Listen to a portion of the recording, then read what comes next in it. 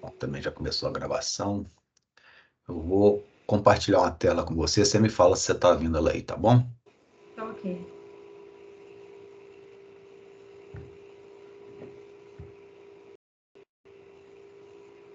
Consegue ver essa tela aí? Sim, tá ótimo. Sim.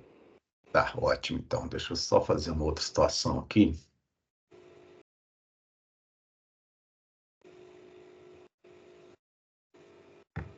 Porque senão eu não consigo ver se vocês estão entrando aí ou não.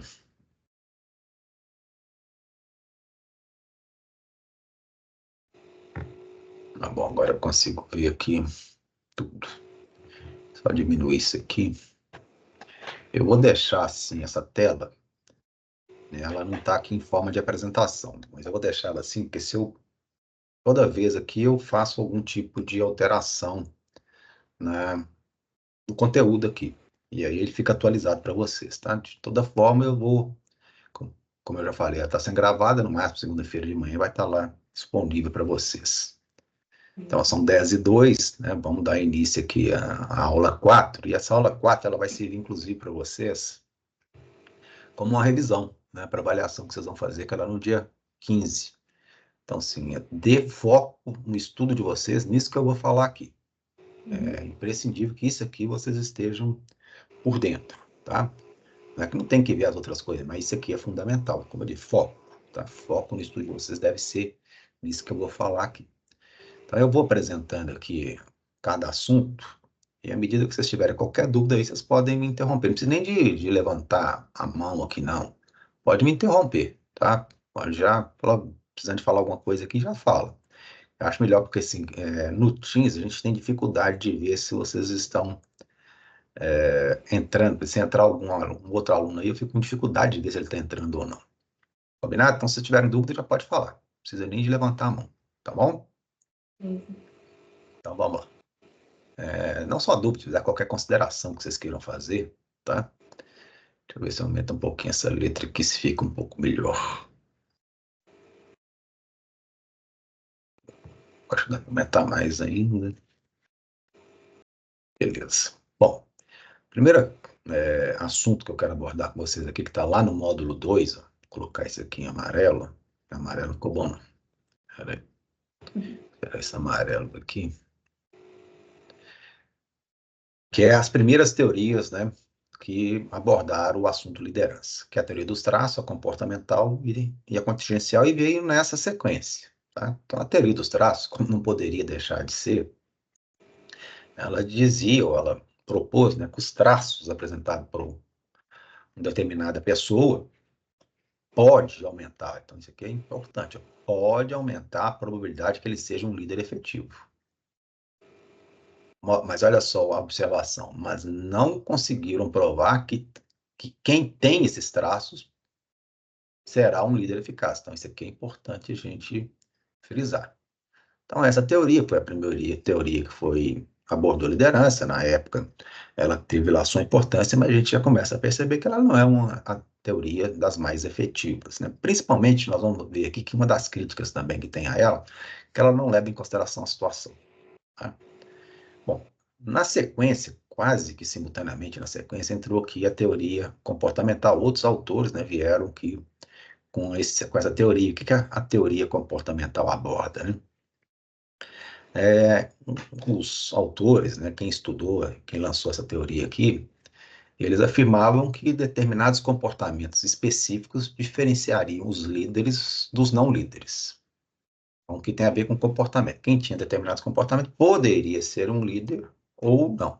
Né? Quem tivesse poderia ser um líder. Mas qual que é a crítica aqui? Ó? Não leva em consideração também a situação.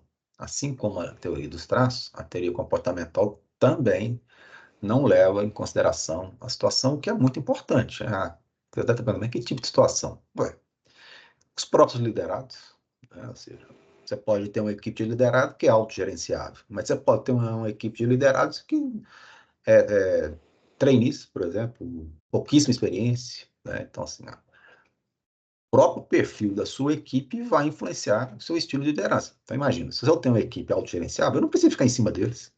Posso dar mais autonomia para eles. pode ser mais liberal. Agora, se eu tenho uma equipe lá de trainees, eu vou precisar de ficar mais próximo deles. Ó. Eles têm pouquíssima, quase nenhuma experiência, né? Quase nenhum conhecimento sobre o que vai sendo feito. A própria palavra fala trainee, eu vou precisar de capacitá-lo, de treiná-lo, né? Tá? E aí, em função dessa crítica, né, que nenhuma das duas primeiras teorias levava em consideração a situação, chegou-se aí a teoria contingencial, né? E ela aborda exatamente isso, né, que o líder vai assumir um estilo e comportamento de acordo com a situação que se apresenta. Como eu acabei de explicar aqui a situação, por exemplo, no caso dos liderados, né? Então, essa teoria aqui é uma teoria mais próxima da realidade, né? Então, inclusive, hoje a gente considera que, né, por exemplo, que o líder transformacional, que é um estilo de liderança, que é o mais, que vem mais dando certo, e ele é situacional. Ele leva em consideração as situações para adotar um estilo ou outro, né, de liderança. Tranquilo aqui, Wendel, Patrícia, tudo bem isso aqui? Sim, tudo bem. Então, ótimo, lembra? Então, está em vermelhinho aqui, não é à toa, não, tá? Isso é o que ele tem mais de atual sobre as teorias da liderança. O líder deve levar em consideração a situação. Bom, então essas foram as primeiras teorias da liderança. E depois a gente veio aqui com alguns abordagens mais recentes, né, sobre a liderança, que aqui está no módulo 3. Vamos também frisar isso aqui. E aí, existe aqui a teoria da atribuição. O que que fala a teoria da atribuição? Aqui atribui ao líder, né, a responsabilidade pelo desempenho da empresa. Então, assim, se o desempenho da empresa foi bom, isso foi em função do desempenho do líder. Se os resultados da empresa não foram bons, a responsabilidade também foi pelo desempenho do líder, né? Então, quando a gente fala assim de resultados, até abrir um slide aqui, porque isso, às vezes quem atua mais conversando com pessoas acaba é um erro que está diminuindo aí ao longo do tempo, mas ainda existe, que a galera não presta muita atenção ou tem pouco conhecimento ainda sobre indicadores de resultado. Então, assim, embora hoje a gente já, as melhores empresas avaliem indicadores de resultados de forma balanceada, né, que tem a ver com BSC, Balance Scorecard, que antes só investigava indicador financeiro, mas os financeiros são muito importantes, porque eles é a consequência de tudo que se faz dentro da empresa. Por exemplo, um dos principais indicadores de resultado da empresa é a lucratividade. Então, no caso aqui da teoria da atribuição, e só a título de exemplo, de conhecimento, adquirir um conhecimento extra aí, você pode pensar, como é que eu calculo esse indicador, como é que eu acompanho esse indicador para ver se ele está ok ou não? Vamos supor que você define como objetivo do próximo ano aumentar o lucro líquido em 10%. Então, vamos supor que seria a principal meta da empresa.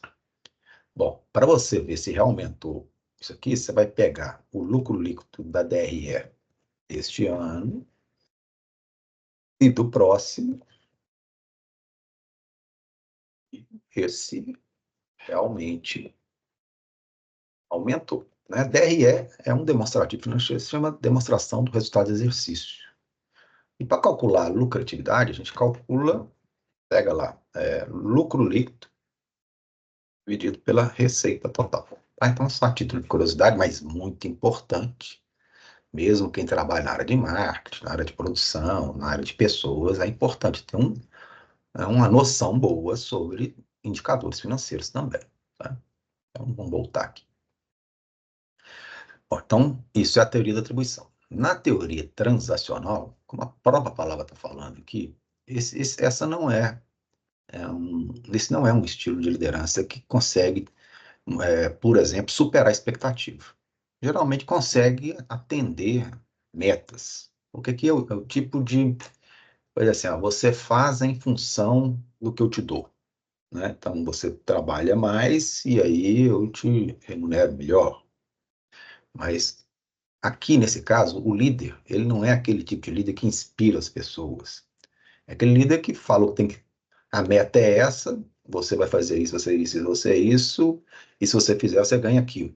Que é muito próximo, inclusive, de um outro tipo de liderança também, que é uma liderança por recompensa. Então, assim, não é das melhores tipos de liderança, porque geralmente você alcança o seu resultado, mas não o supera, né?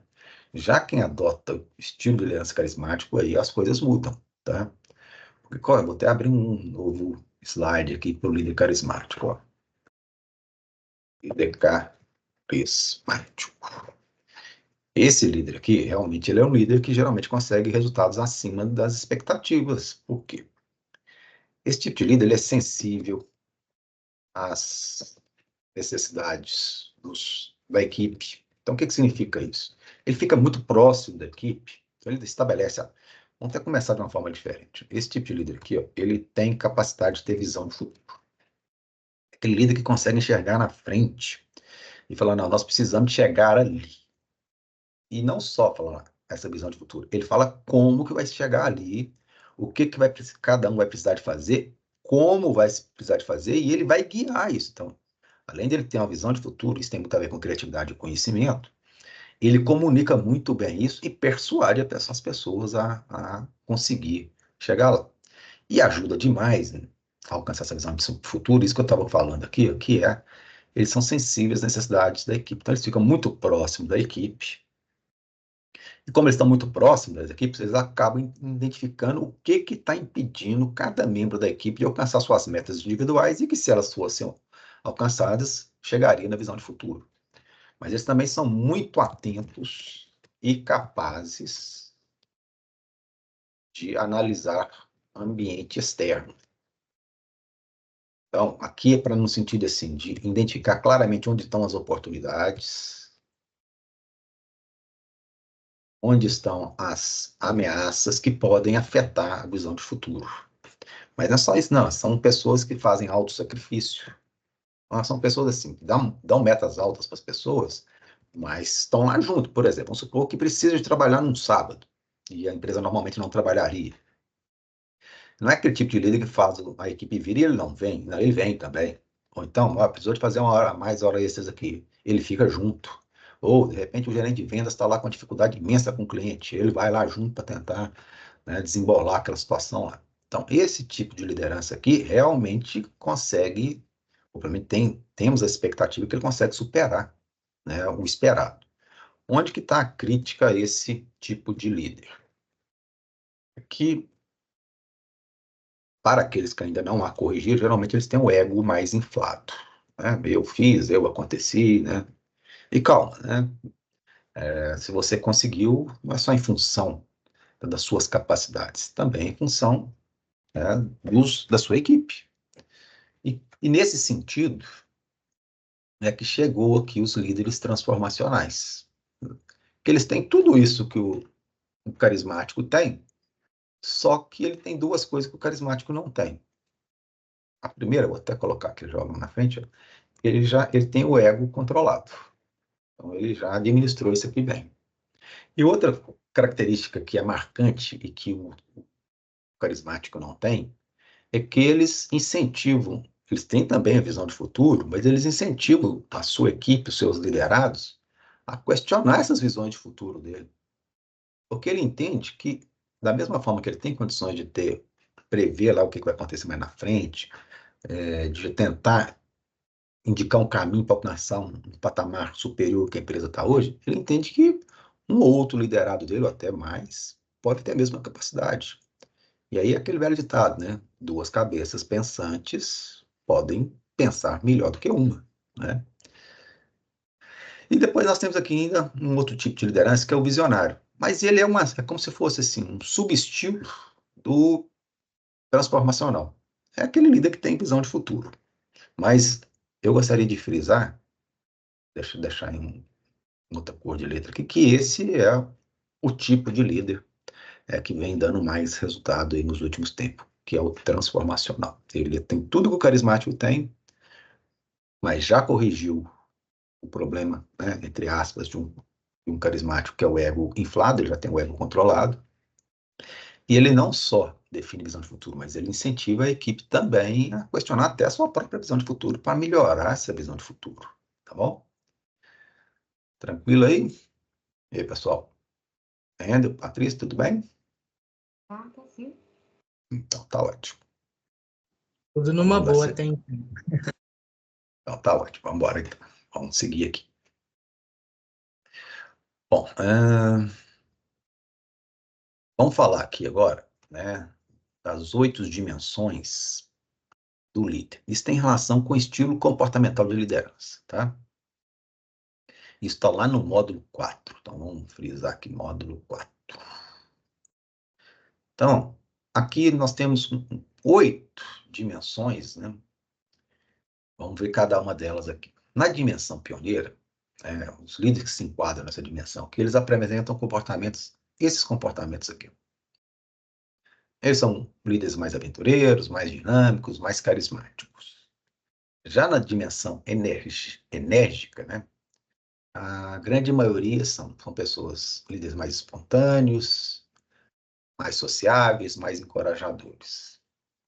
Para aquele líder que tem um estilo comportamental mais baseado na dimensão segura, são líderes que são mais amistosos, mais agradáveis, mais tranquilos, né, acessíveis, positivos, tá? Já quem tem um comportamento mais inclusivo, né, são líderes mais diplomáticos, tolerantes aqui no sentido de ser mais paciente, né, tolerar pequenas falhas, pois se sentem mais confortáveis com os ambientes estáveis. Geralmente são líderes assim, mais apoiadores, né? Já aqueles que têm um comportamento mais humilde, afáveis aqui no sentido de ser muito agradável, cordial, né? São modestos, precisos, né?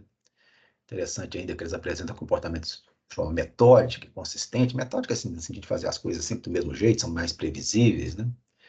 E tem uma coisa muito interessante, ó, eles são justos. Opa, peraí.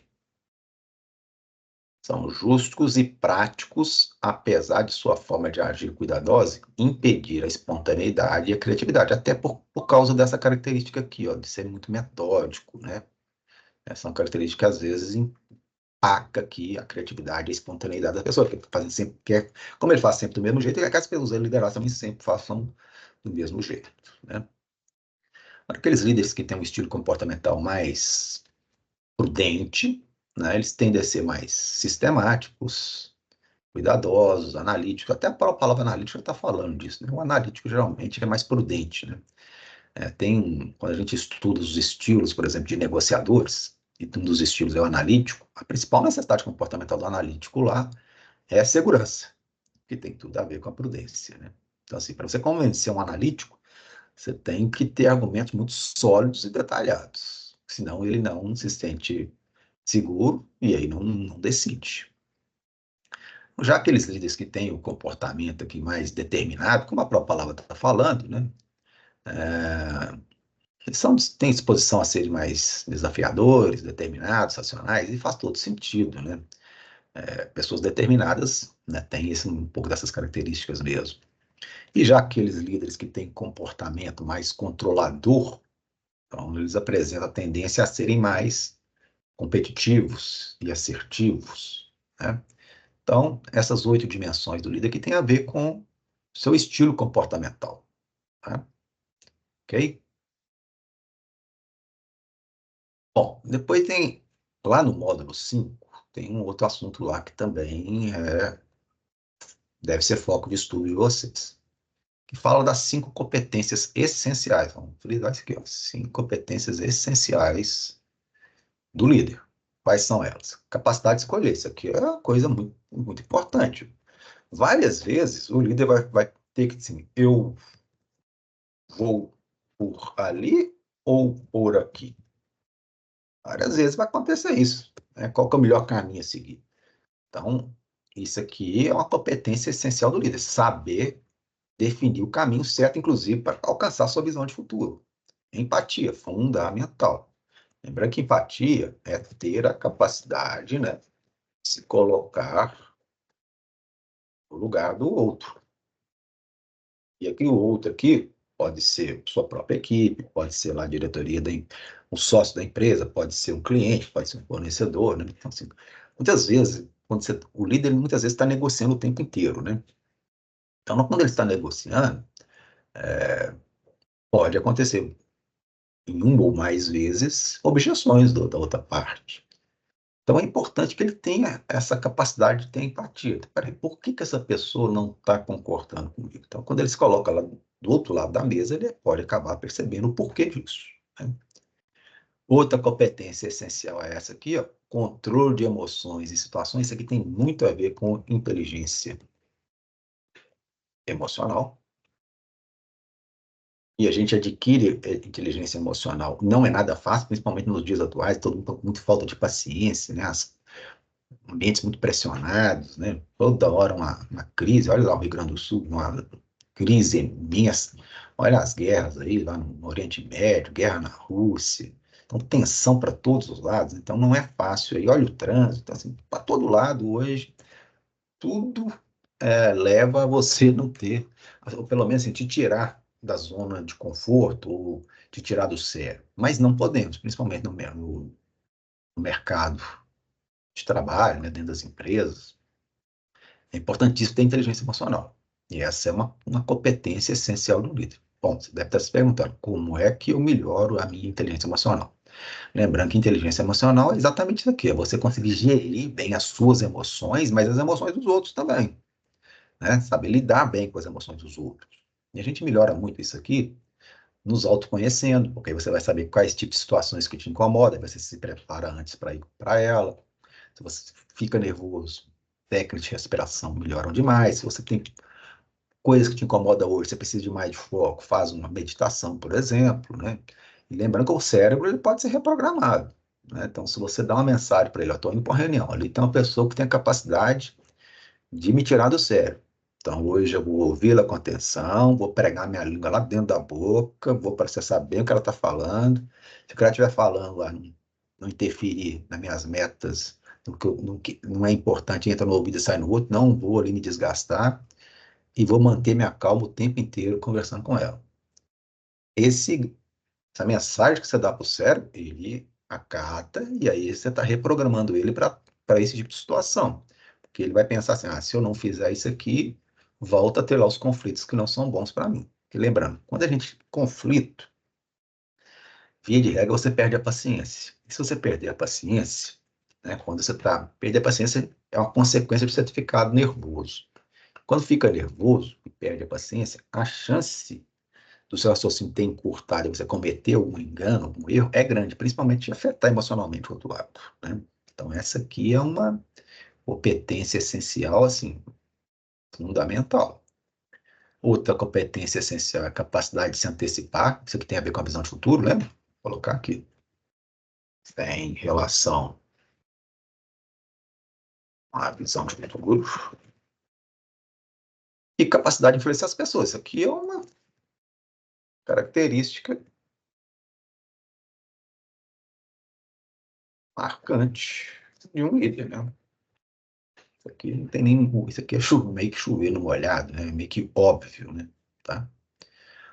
Bom, então instalando o módulo 5, isso aqui é um assunto de suma importância para quem, inclusive, quer desenvolver aí sua capacidade de liderança, né? Não só para avaliação, que se aproxima, que é no dia 15/6, mas para quem também quer ser um líder eficaz, né? Bom, lá no módulo 6 tem as teorias que falam lá sobre motivação. Uma das principais, se não a principal aí das teorias da motivação é a do Maslow, mundialmente conhecida, a teoria das necessidades do Maslow, né? Que é essa pirâmidezinha aqui, que ele dizia o seguinte, a pessoa, o fator motivacional tem relação com as necessidades das pessoas. À medida que as pessoas conseguem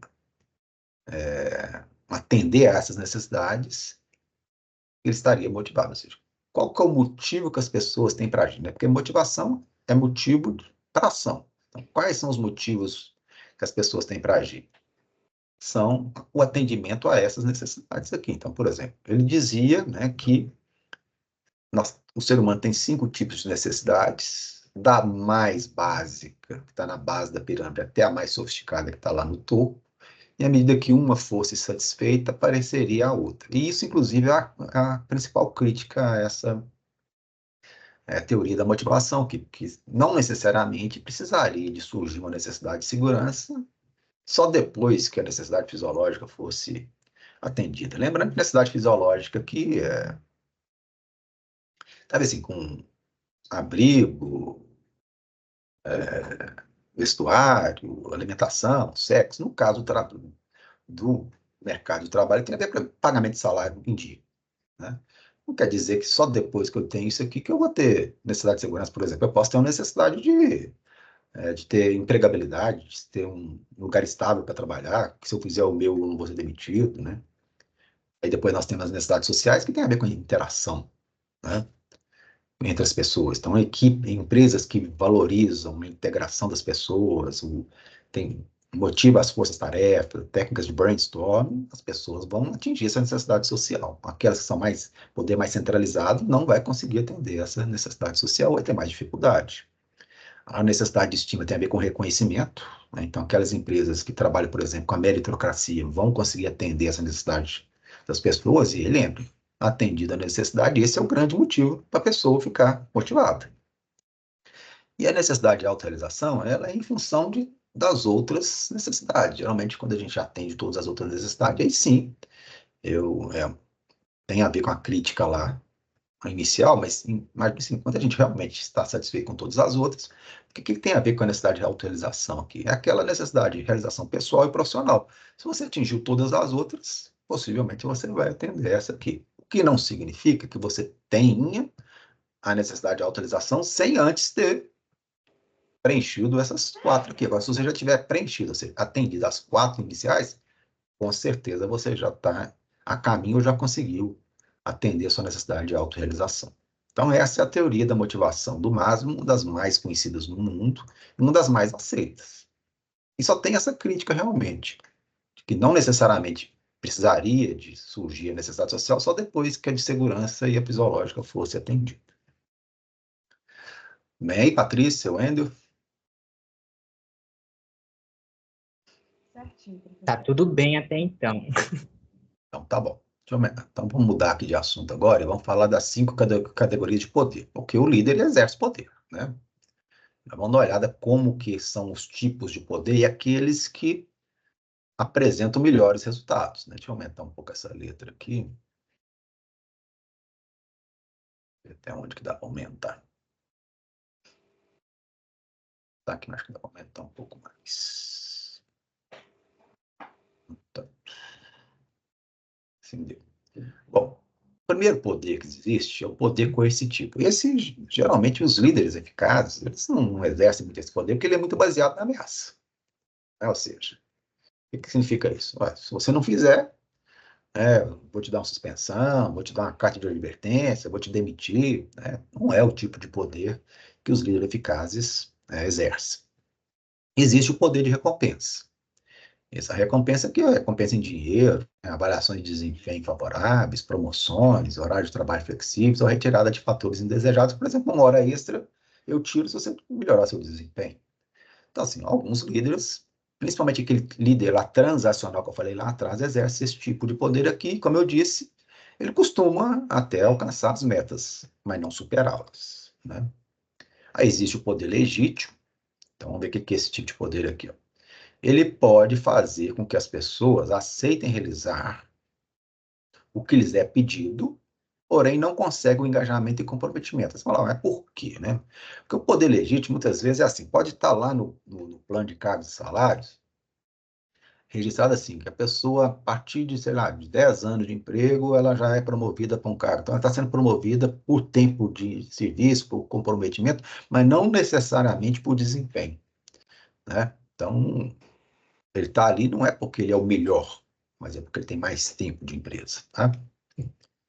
Um outro tipo de poder é o poder de referência.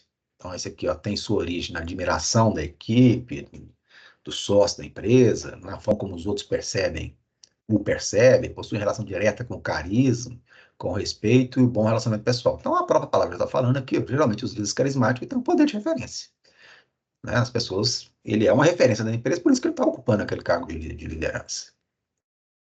E tem o poder de competência, que é muito interessante. Olha só, as pessoas obedecem porque acreditam nas habilidades, esperam aprender a obter vantagem com as mesmas que as façam mudar de atitude ou comportamento. Então, geralmente, o líder transformacional, ele exerce esses dois tipos de poder aqui. Uma outra cor aqui. Ok? né? Pessoas o seguem não é porque ele tem o cargo formal de liderança. As pessoas o seguem porque o admiram, né? Porque enxergam que ele vai conseguir levar a empresa para um patamar superior que ela está hoje, e eles vão juntos. É o tipo de líder que está ali próximo deles, está sempre os ajudando nas dificuldades, né? Então, geralmente, o líder transformacional, ele exerce o poder de referência e exerce o poder de competência. Bom? Então, está lá no módulo 7. Tem uma coisa muito interessante aqui, que veio lá um módulo que fala sobre conflito, tá? Porque o líder, em alguns momentos, ou até em muitas ocasiões, ele vai ter que lidar com conflitos. Principalmente conflito entre membros da sua equipe de outras áreas, membros da sua equipe com fornecedor, membros da sua equipe com cliente, enfim. Até ele próprio, se ele não for o CEO da empresa, ou com os acionistas, enfim. Então, conflito é uma coisa que faz parte do contexto empresarial. E vocês vão observar que daqui a pouco eu vou falar isso, não necessariamente um conflito ele é ruim para a empresa, não, tá? Mas vamos ver primeiro como é que o conflito se inicia. Então, segundo esse autor aqui, talvez seja um dos principais do mundo, tá? Ele diz que o conflito tem início quando uma parte reconhece que a outra afetou ou afetará de forma negativa sobre algo que é de seu interesse. Então, ele fala que, à medida que alguém fala, por exemplo, alguma coisa, faz alguma coisa em relação aos interesses da outra, que afeta ela negativamente, poderia ter o início do conflito. Mas não necessariamente o conflito acontece. Por quê? E é isso que eu escrevi aqui, ó. Ele pode ou não acontecer. Por quê? Se a outra pessoa que está se sentindo afetada não se manifestar, o conflito não surgiu, não apareceu, né? Ela deu início ao conflito porque ela ficou incomodada com aquela situação ali que o outro proporcionou. Mas se ela não responder, se ela não manifestar nada, não teve conflito, tá? E isso é uma coisa que está muito relacionada lá à inteligência emocional. Então, muitas vezes eu fico vendo dentro das empresas aí as pessoas brigando por nada ou por muito pouca coisa. Por vaidade, né, principalmente, né? Então, a gente tem que ter inteligência emocional para na hora que as pessoas falarem alguma coisa, pode até nos afetar. Aí você tem que gruda a língua lá dentro da boca e raciocina. Isso me afetou, mas vale a pena brigar por isso? Muitas vezes você vai chegar à conclusão que não vale a pena lutar por aquela bobagem ali. Engole aquele sapinho ali e vamos para frente. Inclusive, as pessoas articuladas, com inteligência emocional, aquelas que não entram em bola dividida, são as que crescem mais rápido dentro das empresas. Porque elas não ficam se desgastando com bobagem. Elas deixam para lutar por coisas que realmente vale a pena. E lutar não é lutar no sentido de brigar. Lutar no sentido, assim, de buscar seus objetivos, né, e empenhar-se naquilo que realmente faz sentido. E também, se tiver tendo objeção da outra parte, não é brigando, não é na força vocês vão conseguir. É com argumentação lógica, é com habilidade. Então, em gestão, é uma questão de habilidade e não de força. Principalmente liderança, né? E como eu disse, não necessariamente um conflito é ruim para a empresa. Por isso que a gente tem dois tipos de conflitos. Então, aqui, ó. Um é um funcional e o outro é o disfuncional. O funcional é bom. É aquele tipo de conflito assim, eu falei alguma coisa para vocês falaram, isso eu não concordo, não, por isso, por isso, por isso. Eu falei, Aí eu falei, é verdade, eu não tinha enxergado esse ponto de vista, não. Mas vocês enxergaram isso aqui? Eu falei, realmente também não. Ou seja, a gente está discutindo, eu não estou concordando com vocês, nem vocês comigo no primeiro momento, mas é um conflito que está no campo das ideias. Isso é bom para a empresa.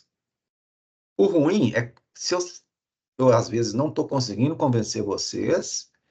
Aí eu tento uma argumentação, eu não consegui, na segunda eu não consegui, aí eu começo a aumentar a voz, daí a pouco eu viro para vocês querem que eu desenhe para vocês entenderem? Aí eu saio do campo das ideias e entro para o lado pessoal. E aí pode abrir até feridas aí que depois fica difícil de curar, e isso tem a ver com relacionamento dentro das empresas. Então, é importantíssimo o líder ter capacidade de gerenciar conflitos, tá? Quando eles forem funcionais, ele vai incentivar. Os disfuncionais ele tem que estar muito próximo, porque assim, se os membros da equipe dele estiverem brigando, ou se os membros da equipe estiverem brigando com outros de outras áreas, né? ou se ele é o CEO, as áreas não estão se entendendo, vai dificultar e muito o atingimento da visão de futuro que ele pré-estabeleceu lá no início. Ok? Bom, lá no módulo 8, ainda. Então tá. Sobre os conflitos está no módulo 8, né? Que eu não tinha falado ali.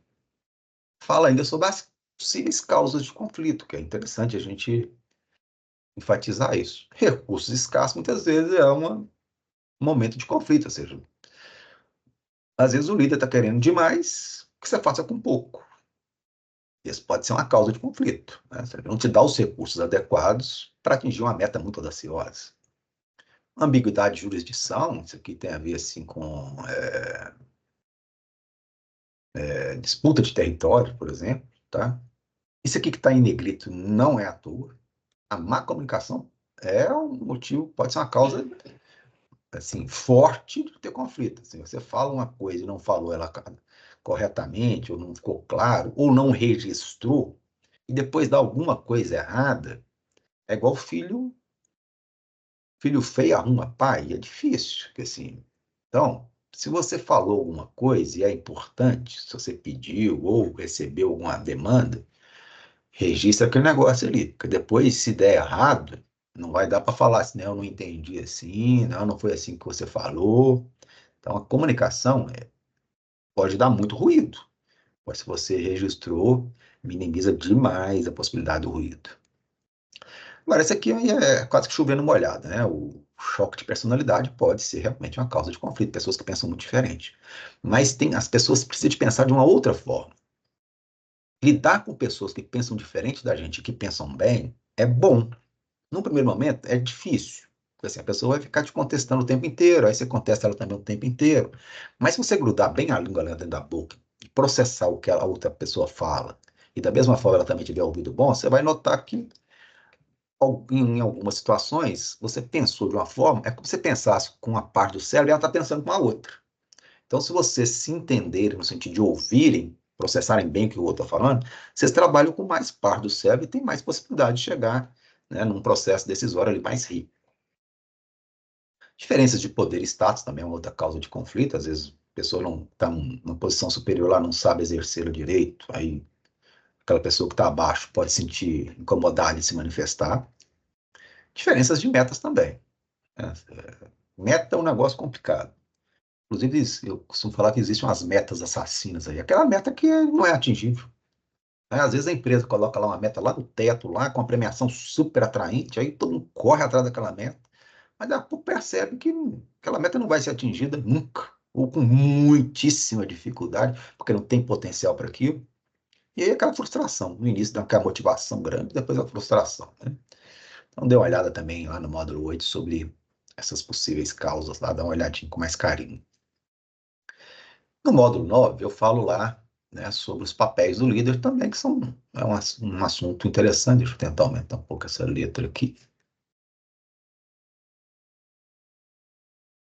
E tem vários papéis, né? O líder pode ser um iniciador, é quem geralmente inicia a ação, a mais do que exceto, é ele que vai dar os direcionamentos todos, né?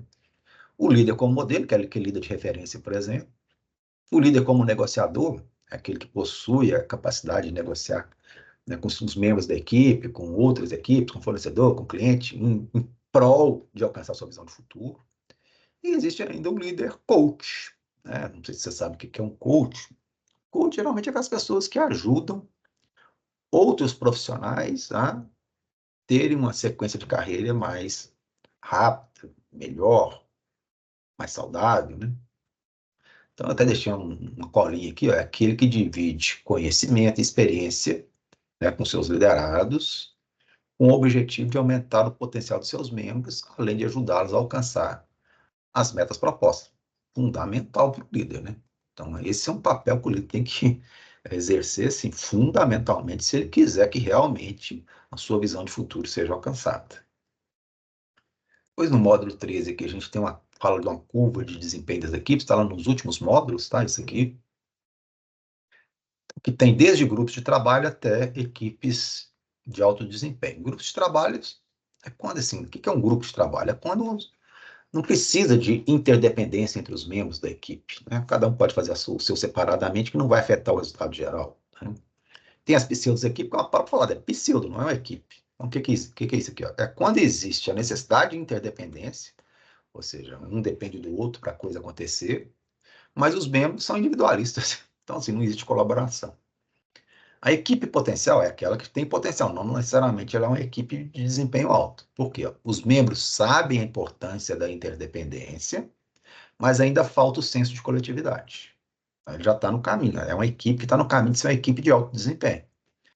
Mas antes de chegar na equipe de alto desempenho, ainda tem as equipes reais. Ó, existe cooperação mútua, existe um forte sentimento de compromisso com o coletivo, e cada membro coloca suas competências a serviço do resultado que é perseguido por todos. Então, isso aqui geralmente vai alcançar as metas. Essas equipes aqui. Mas quem que supera? São as equipes de alto desempenho. É aquela equipe real, ó, que amadureceu e os laços se intensificaram e a busca pelo objetivo comum agora é o foco total da empresa ou da equipe. Geralmente, essas são as equipes que superam as expectativas, né, da diretoria da empresa, por exemplo, tá? Ou dos acionistas, né? Se for o caso aqui de uma equipe geral. Ok? E a gente tem aqui lá no módulo 12, que não menos importante, fala lá sobre treinamento de líderes, né? Embora o líder, muitos podem ser já nascer meio com um dom natural de liderar, não quer dizer que não possa melhorar, né? Então, como é que a gente avalia, né, o impacto do treinamento? É em função dessas quatro dimensões aqui, ó: atitude, conhecimento, comportamento e resultado, obviamente. Então, o líder passou por um treinamento lá. Como é que nós vamos analisar o impacto do treinamento dele? Os participantes valorizaram a experiência com o aprendizado? Então, você vai ver se quem participou do treinamento, ele valorizou conhecimento.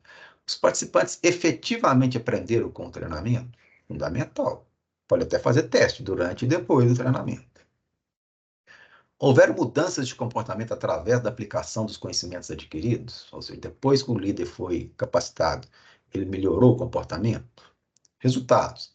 A organização pode traduzir em resultados efetivos a aplicação de conhecimentos desenvolvidos pelo líder? Isso aqui talvez seja o principal deles, porque ou então ele é a junção de tudo. Ou seja, os resultados melhoraram. Exemplo, o lucro líquido aumentou? As equipes estão mais engajadas? Se você fizer uma pesquisa de clima organizacional, as pessoas estão mais satisfeitas? O nível de turnover reduziu? Rotatividade? Isso tudo pode ser em função, né, do treinamento do líder. Ok? Bom, Wendel e Patrícia, é isso que eu tinha reservado aqui para vocês hoje, né? Como eu disse inicialmente lá, isso aqui deve ser foco total do estudo de vocês, isso que eu acabei de falar aqui. Se vocês estudarem isso aqui, vocês vão fazer uma ótima avaliação. Não quer dizer que vocês não devem dar uma olhada nas outras coisas, mas isso aqui é fundamental. Se vocês analisarem isso aqui, vocês vão fazer uma boa avaliação. Ficou alguma dúvida? Não, pra mim não, né? Não, para Tranquilo mim para também não, tá vocês? tranquilo. Então, agora, Sim, beleza. Agora, se surgir qualquer dúvida até lá no dia da avaliação, é só vocês postarem também lá no Tira Dúvidas que eu tiro. Tranquilo? Tranquilo. ok. Então tá ótimo. Professor, o senhor Obrigado aí vai pela. disponibilizar, Oi? o senhor vai disponibilizar esse, Esses, esse... essa aula, ela está sendo gravada e no máximo segunda-feira de manhã ela está lá para vocês na plataforma. Ah, estou falando do Beleza? material. É o mesmo, Ah, sim, sim, sim. tá bom? Tranquilo. Então, obrigado aí pela participação. Ótima prova para vocês, tá bom? Até mais. Obrigada, professor. Até mais.